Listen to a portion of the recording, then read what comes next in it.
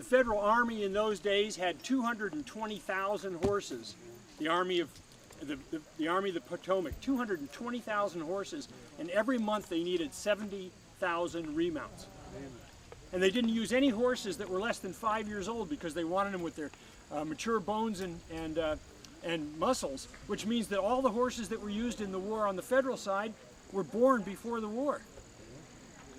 And you think, my gosh, 220,000 horses and 70,000 more a month. But then look at New York City. New York City runs on horses. I mean, everything's done by horse. They've got 550,000 horses in New York City alone doing dray work and pulling carriages. 220,000 horses in that number is nothing. Because Chicago had to have horses, and Detroit had to have horses, and all those places.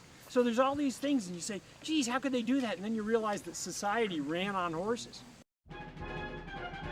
With Averell leading a mobile force in West Virginia, the Federal Army hopes to control territory included in the new state, and also to move south against Confederate infrastructure.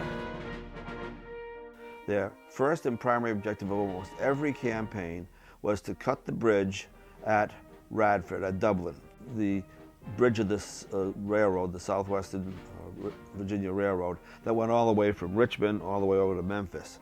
If they could knock that bridge down, it was a 650-foot bridge over the New River. You knock that bridge out and you've cut communications between East and West. Another key strategic objective was the lead mines just south of Wytheville, just over the New River south of Wytheville. There's a set of lead mines, produced about 1/3 of the lead of the whole Confederacy. More than half of the cartridges fired by Confederate rifles during the Civil War came from lead produced at these lead mines. That's a significant strategic target. You capture those lead mines, you're putting a real dent in the Confederacy's ability to wage war. And then the third objective is just a little bit to the west now. The third objective is Saltville.